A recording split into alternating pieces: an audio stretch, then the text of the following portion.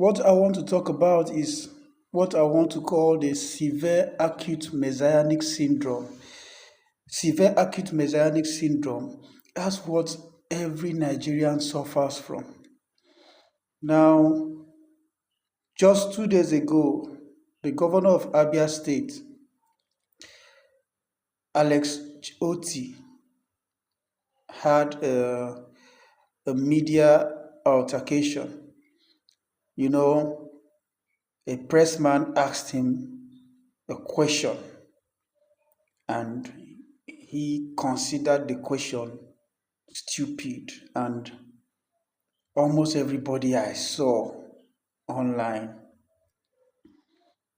was saying yes, it was a stupid question, that the governor has done a lot of wonderful things that eyes could see, that what the governor has done has been too obvious for someone to want to ask.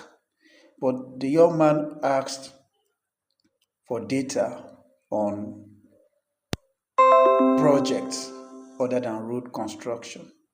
I don't know if Nigerians don't understand the meaning of data. Data is information. The young man said he was wanting to get the governor to speak on how his administration has economically impacted on the life of ordinary citizens.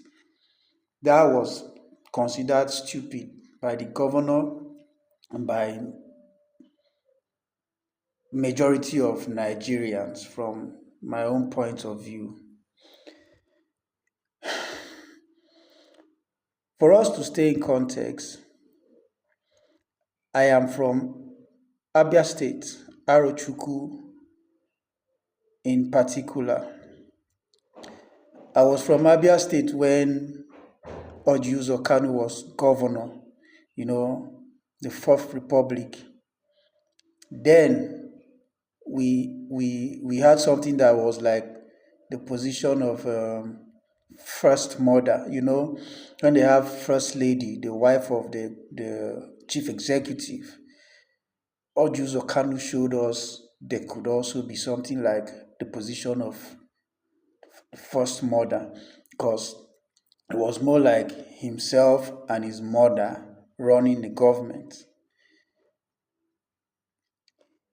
After 8 years, he was picked up by EFCC, convicted for financial misappropriation. He was sent to prison. He actually started serving his sentence until one thing, he is currently a senator representing Abia North, where I come from, as in that guy where they call Oji Kanu, they represent me for Senate. Amazing. Moving on, when he was leaving, he carried his boy and put in to replace him, Theodore Oji. Theodore Oji, they used to call him Ochendo.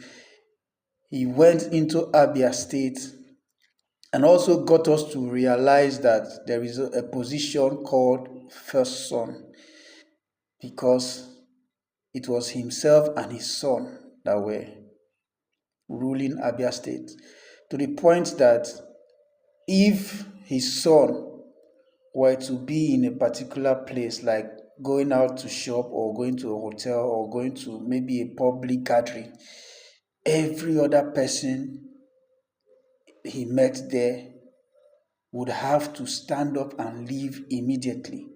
It was that bad. So there was an incident in a mall where as soon as he was going into the mall to do some shopping, everybody in the mall started leaving because the first son have arrived. So a military officer who was in mufti, I think he was casually dressed, he wore shorts and a t-shirt with slippers, refused to leave. It was like he wasn't done shopping, so he needs to be done shopping before he leave. So that didn't sit well with the first son. That didn't sit well with um, Governor Theodore Oji's son. So what happened is that the guy descended on the man. They beat the man up, blue black, only to later realize that the man has put a call through to the military, I think barracks or cantonment, and a truckload of military personnel came in and, you know, descended on the first son. And then he was flown abroad for treatment. Theodore left and Okezie Ikpeazu took over. Okezie Ikpeazu, before he became the governor, he was the chairman of ASEPA, this Abia State Waste Management. And as at when he was the chairman of ASEPA, Abia State was the dirtiest state, was the dirtiest society in the world. I am from Abia, so I am giving you a first-hand information. Now that guy took over. He went on channels television to mention one of his achievements as the governor, which was that as governor, he used to give women who put to bed a token of 500 naira as maternity support. And the person who was anchoring him was a woman, Maokpe Ogun. It sounded odd. She didn't believe what she heard, and she asked for a repetition. And that guy boldly said that as governor, if woman born pikin for government hospital, the woman dey entitled to 500 naira as maternity package. As in, you born pikin, government go dash you 500 naira. That's the state I come from, Abia State. So, sorry, excuse me. Abia State has never experienced anything that looked like governance. It was like we were cursed on governance. Then in the 2023 election, they did all they could to impose their candidates on the people of Abia State, but it didn't work. The returning officer, Professor Nenaya Otti, stood her grounds and ensured that the will of the people prevailed.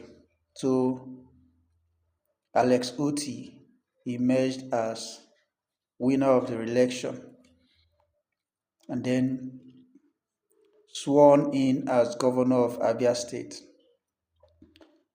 under the auspices of what's this people's party? Labour Party. So far, Alex Otti has given Abia State something they never thought was possible. Those from Abia State believe that Alex Otti is transforming the state. And if you compared with what has happened over time since 1999, you would not want to argue with them. He recently commissioned electric vehicles, reduced transportation costs to a very bearable minimum. He has been fixing roads. He has cleaned up a lot of places. He has put light. See, Abia was in darkness. Abia was in darkness. Think of anything horrible. It was Abia State. So Alex Otti was like God's answered prayer, or is like God's answered prayer to Abia State. But then there is a mistake that Nigerians always make. And that is what I want to talk about. Like I said, Severe-Acute-Messianic-Syndrome. Nigeria is a theater of trauma, but an example of a traumatic situation is that the person going through it is not aware they are going through it. In fact, they would even rather look at you who is prescribing solutions as the one who is traumatic. Nigerians generally have never tasted what governance feel like. We've never tasted what governance feel like. So if someone came with something that is seemingly not normal positively, we will all jump at it and celebrate the person so wildly. In as much as Alex Otti has done what nobody have been able to do since 1999, I am sorry to announce to you that Alex Otti is not the standard for governance. The difference is he is our standard. Being our standard is different from being the standard. When we want to talk about governance, Alex Otti is far away from an example. But then we are from Nigeria, where we've not tested anything that looked like it. So Alex Otti is celebrated, and there is no problem about that. If I were in Abia State and was a voter, I would definitely vote for Alex Otti to continue, because like they saying, in the land of the blind, the man with one eye is the king. So let's celebrate our one-eyedness. But then there is a bigger problem, which is the trauma, political trauma. We have to heal from the trauma. But then how do you heal when the virus is still there? The virus is bad leadership, bad governance. How do you heal? It's like you are having a heartbreak and someone is asking you to heal from the heartbreak. Meanwhile, the relationship you got into again is breaking your heart. So how do you heal from a heartbreak with another heartbreak? That's the dilemma of the Nigerian situation. But whether we want to heal or whether we do not want to heal, it's important for us to understand what governance is about. The other day, Alex Otti said that anybody who was planning on rigging elections should write their will. And they cheered him up. Yeah, it's good to send a warning to people who want to commit electoral malpractice, but the laws are there. The laws are clear on election riggers. The laws are clear on people who commit electoral malpractice. They have fines to pay. They have jail terms to serve. So why are you asking them to write their will?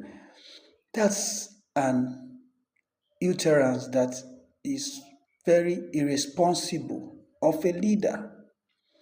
But when I was pointing it out, everybody was all over my head. Why Messiah? Because he has done what no man could have done ever. So for Nigerians, if you're giving them just the most common aspect of governance, you can go ahead and do whatever you like, and that's very dangerous. If we allow that to continue, he will grow into a beast. Power itself is intoxicating. Power by Lord Acton corrupts, and when it is absolute, it will corrupt absolutely. Nigerian leaders have absolute power, and then you want to clap for someone who already has absolute power. Alex Otti is not using the absolute power he has, but we are pushing him to it because when we keep letting him to say these things, to become this arrogant and he goes away with it, and when he looks, he sees that the people are cheering him on. He will become a beast. It's only a matter of time. So thank you, Governor Alex Otti, for how well you've performed, but you can cut your excesses. It is the responsibility of the citizens, of the people, to ask questions. There are no stupid questions to a political leader. I do not know where some of you studied your own government or governance or leadership. I do not understand. Someone is asking a leader to explain how the government has done in terms of economic impact. And that is what you consider stupid. A lot of people said the journalist was supposed to have carried out research. Bro, that was a media chat. Carried out what research? What's the big deal about telling someone that economically I have cut down transportation costs? Economically, all these policies are interconnected. If you're solving an educational problem, you are indirectly solving an economic problem. For example, if before now students were paying 50,000 naira for school fees, and today it is free education, you've solved educational problem, you've solved economic problem, because while they are getting free and quality education, the 50,000 naira the parents used to pay, they will use it for other needs. That's solving economic problems. So what was too difficult for Alex Otti? Or is it that he couldn't answer and he hid under the cowardice of, arrogance or what? And the people are cheering him on because he is doing what the past leaders never did. But the question, because most of the people cheering him on or lambasting on the pressman are people who are anti Tinubu, are mostly people who are either in ADC or in the Labour Party. The question now is, if it was Tinubu in Alex Otti's shoes, like you remove Alex Otti and put Tinubu, and the pressman asked Tinubu the same question, and Tinubu responded exactly the same way Alex Otti responded. Be honest with yourself. Are you going to be making a case for Tinubu the way you're making a case for Alex Otti? In all honesty, the answer is no. So what is your problem? You see, I will never blame, I used to blame the citizens. I used to blame us, the way we behave, the way we react. But I have learned that rather than blame us, I feel pity because it is failure of leadership that makes the followers to act in whatever way they act. Because leadership sets the pace. So whenever Nigerians are reacting like this, I just feel pity. It's leadership trauma. But then it is important to identify that as much as you are traumatic, you can try to heal. It doesn't make sense, but we just have to. Okay, I am also a member of the Nigerian reality. I know a few other people who can think right. So let's just try.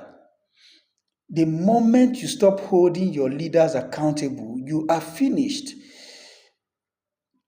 If you want to conduct a forensic whatever, Nigerians like big grammar, forensic, on Alex Otti, you would find out loopholes. Can Alex Otti give 100% account on the revenue that Abia State have gotten right from when he became governor? Abia State makes a lot on internal generated revenue. Abia State makes a lot. Then there is the federal allocation. Then there are grants and donations from several organizations, both internationally and locally. The data is there. Put all together, yes, Alex Otti is doing very wonderfully, but does it match the income? This is a discussion nobody will want to go into because what they are seeing so far is what they never thought was even possible. But that's no problem. But let us not be carried away to the point where we look at Alex Otti or any other leader who is doing something that looks like leadership performance. Let's not get to the point where we look at them as God. The moment we give them that position, they can do with us whatever they wish. Life is beyond good road, electricity. What's good road and electricity or free education when there is no freedom of expression? Anybody who doesn't want you to freely express yourself, such person is an enemy of your progress. Because why wouldn't you express yourself? You should take whatever. No, we have gone past that era. Let us not idolize people who are there to serve our need. Let us hold our leaders accountable. When it is time to praise someone for what they have done, by all means, let us praise them. But when it is time to ask critical questions, if you do not want to ask, do not stop others from asking. Have a beautiful time.